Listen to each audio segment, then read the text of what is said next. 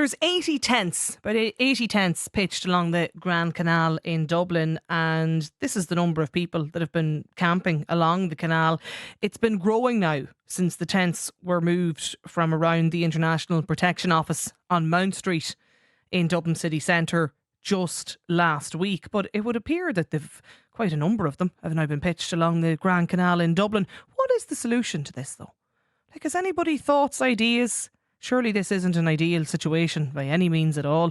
Labour Party Councillor Dermot Lacey is with us on the line today. Dermot, is this the sort of interim solution, or how do we solve this?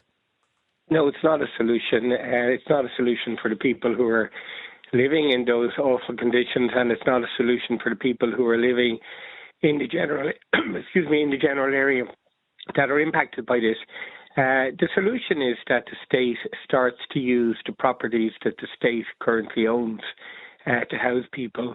Another thing that needs to be done is that IPAS needs to develop a more outreach service so that they will go out to the places where people are living in order to process these applications, rather than the really obscure thing of people feeling that they have to camp up right beside the IPAS office in order to have their application proceeded with. It is, in my view, a task that's too big for the current department that has responsibility. That department has many other responsibilities, and I think, and I've called for this morning, and indeed I've called a couple of times, I think the government needs to appoint a new minister that will have sole responsibility.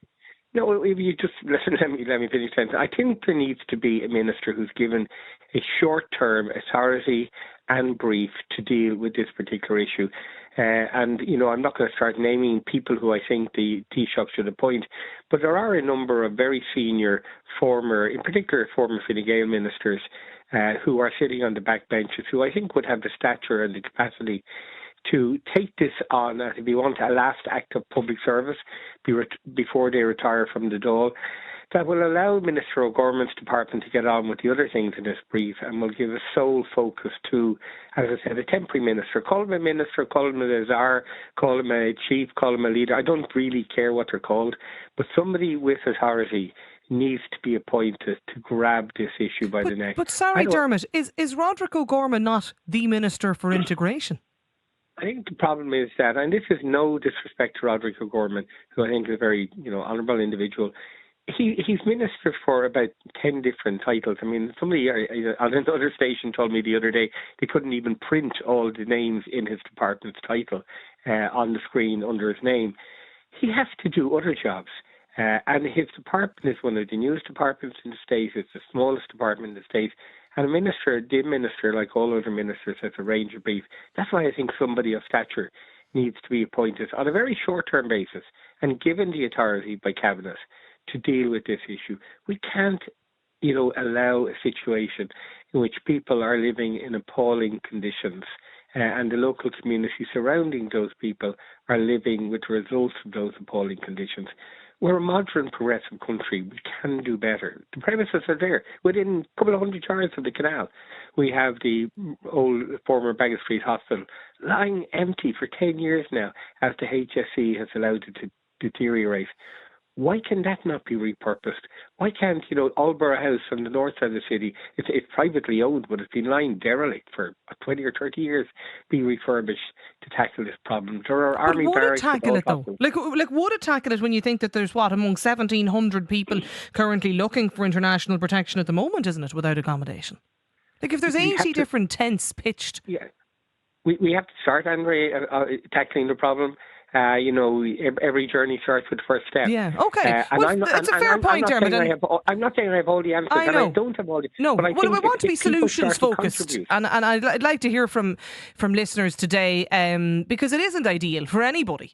The fact that there's now 80 tents pitched along the Grand Canal in Dublin, and I'm sure there's safety concerns as well for those living in tents, along the canal too.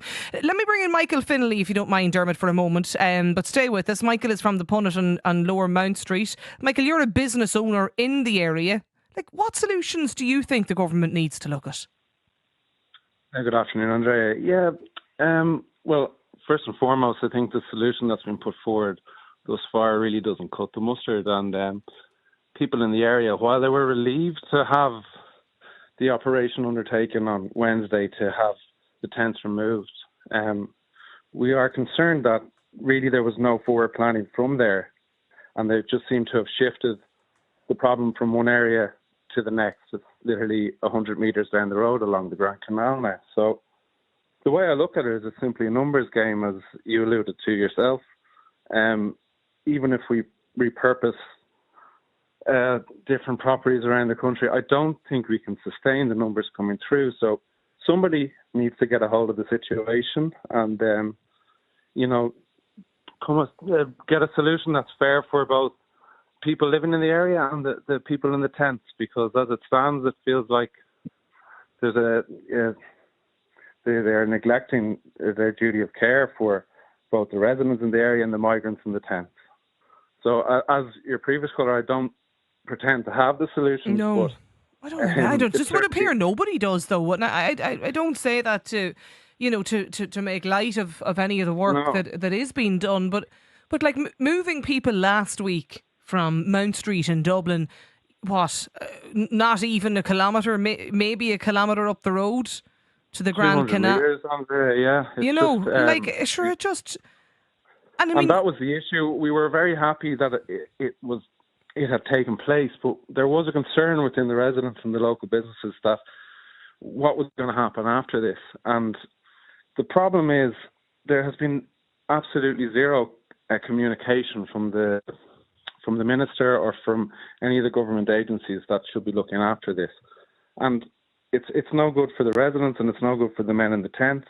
So we are very concerned as to what will happen next, because the number of tents has already grown to over 80. Every day there are scores of people coming to the IPAS centre. So nothing has changed in that regard, and simply pushing them further and further down the road is not a solution. One of the main concerns, Dermot, I think of a lot of people, and whether that be business owners or residents in the areas, that we're really on the cusp of nearly starting to see something similar to shanty towns emerge. Yeah, I think that's very dangerous thing, and I think that's something that people have a right to be worried about.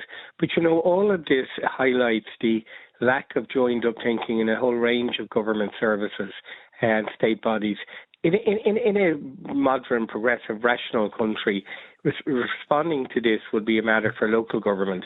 But the state has withdrawn most of the powers available to local government in the past to deal with this. And I think it was Hazel who said this is all wrapped up in the sort of overall housing crisis that's facing the country.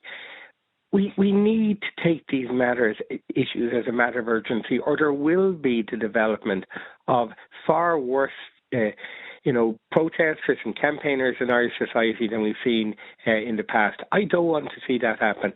And I think the state is, enabling the growth of unhelpful and unhealthy campaigning by allowing this situation to develop. As Hazel said earlier, we do have a huge number of empty properties in this, and quite frankly, I believe it's time for the Department of Integration and the Department of Housing and Local Government to really get up and deliver what is possible to deliver. This is not an enormous crisis. This is about 8,000 people, roughly 8,000 people. We can deal with this crisis if we seriously try, and that's why I do believe we need to have an accountable leader at the top to deal with this. And that's why I think the idea of having a sort of senior civil servant heading up this process is not good enough. They are not accountable to the Parliament, to the Dáil, and I think we need to have a senior political figure given the task of leading the response and given the authority by the government to take the necessary measures to deal with it. And, let's look at the state properties we have and start using them. It's shameful. They're all over the country. Okay. Emptied former hospitals, former schools, former office blocks that are there. Let's start using them. Okay. It's a crisis. Some of the messages coming in from listeners today, and I, as I said, I wanted to get the views of lots of different people. Listener says it's a genuine question. Must the asylum seekers accept the accommodation they're offered? And If they can refuse, why is that allowed? Surely if you're seeking housing, you should accept what the state has available. Do you have the answer to that question, Dermot?